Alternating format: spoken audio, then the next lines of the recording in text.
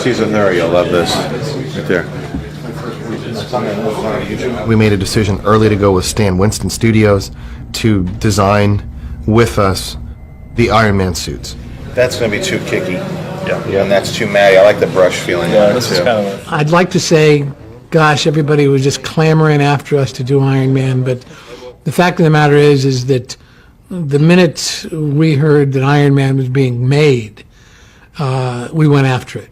We're all Iron Man fans. It was like the perfect thing for the studio. So we went after the show, and at just about the time that Jon Favreau was signed to actually direct it was when we took our first meeting with Marvel, and John was in that meeting. This particular film was a little bit more interesting because there was already a design idea or a series of design ideas in place. They had conceptual drawings of Iron Man that fit a certain body proportion and a certain body type. So we had to inherit those and then bring them into our world and make them function.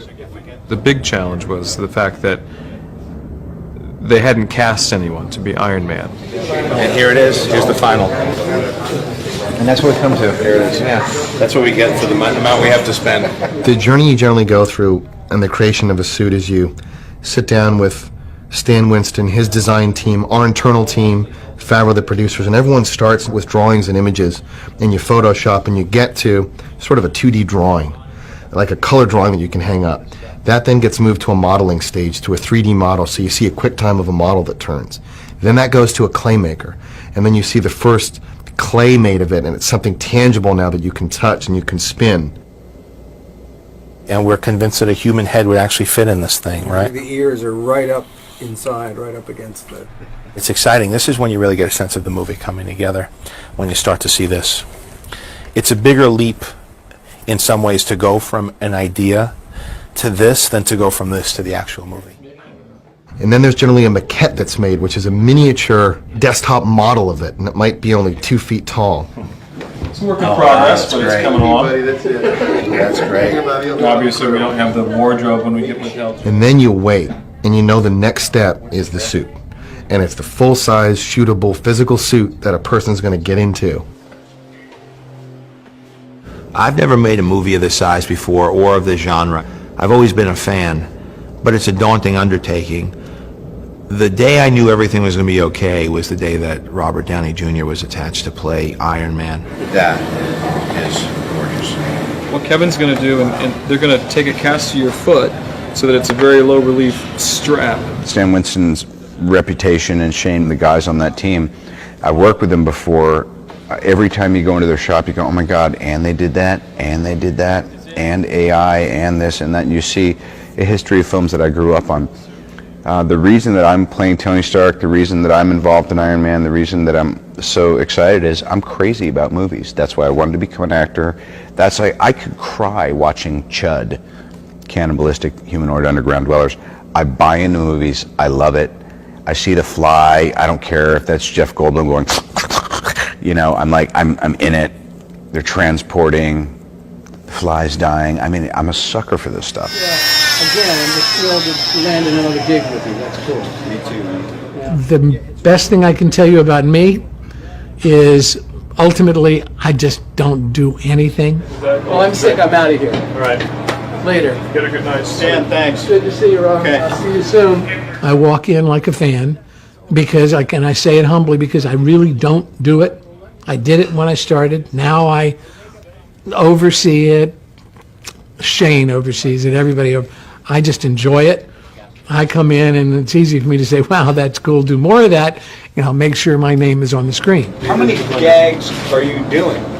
We're going to do the inclined one Yeah. after this one, but this one right now you're more upright. We're just going to do a small blender section. Hey, I don't like my little tummy there. I'm not doing all this core work for nothing. That's all I'm saying. Behold the mass. I'm beholding the We could hold off on this part.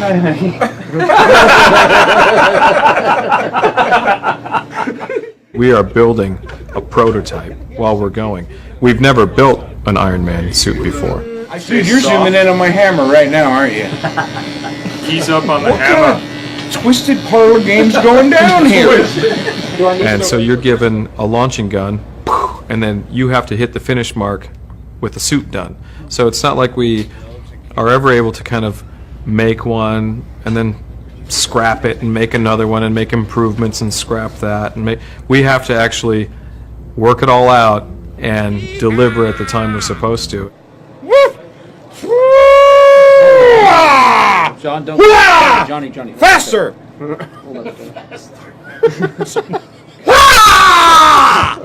Thank you. Right now you're in the Stan Winston mold shop, the finishing shop. What you see behind me is where most of the parts are being modeled and parts are being painted. There's about 450 individual parts that make this suit. This is going to be the Mark II's chest. This is where the RT will go, and it's actually spray chrome metal, and it's been brushed. This is actually the process of putting in the rivets based on the design, and it's not really a polished rivet at all. It's just the illusion of a polished rivet. These are two pieces from the Mark III, and these are from our early test. This enormous calf that has sort of the accoutrement of like jet engines and things. But the foot goes in here, and then these panels had to be designed to slide and move. These are large sections of the Crimson Dynamo that are being made. This is a negative flexible mold, and these are just quickie temporary molds to pull out hard shells. What's interesting about what Trevor's painting is that this is a flexible paint for urethane that doesn't crack or buckle, and we have a lot of parts that are actually flexible. And it took a long time to get that to work. And this is Tim Nordella, who's mechanizing the Crimson Dynamo. There's a hatch that opens, revealing the sinister man who's inside. Eventually, it'll all be dressed like a very, very tight, and down below, like the cockpit of a dive vessel.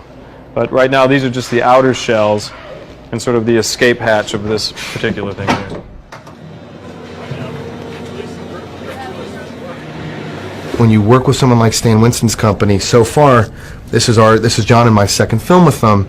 It's still a pretty magical experience when that suit's first rolled out. And Shane likes to put it behind a curtain generally and unveil the curtain in a very dramatic way, and there was Iron Man standing behind. What do we do today? I turned it on. Voila! And then you look at it and you touch it, and it's sort of half excitement and half fear because it's very real. And generally you're pretty close to production at that point when that suit's shown to you. So hopefully your research was right, and the proportions all line up, and the textures are good, and the colors, and all the decisions you made along the way make sense. Once you start to not see the whole guy, the proportions of him, and I think 235 is a good move here. I think it holds up really well. When John first saw it, he was all smiles. I mean, he was really happy. Once the stuntmen had really become accustomed to the suit, when they started out, they were just a little afraid of damaging it, plates intersecting and chipping off paint and that kind of thing. But by the end of the day, he'd really gotten the full range of motion and had sort of learned to live in the suit. Those dailies at the end of the day were just amazing. I think everyone was just blown away.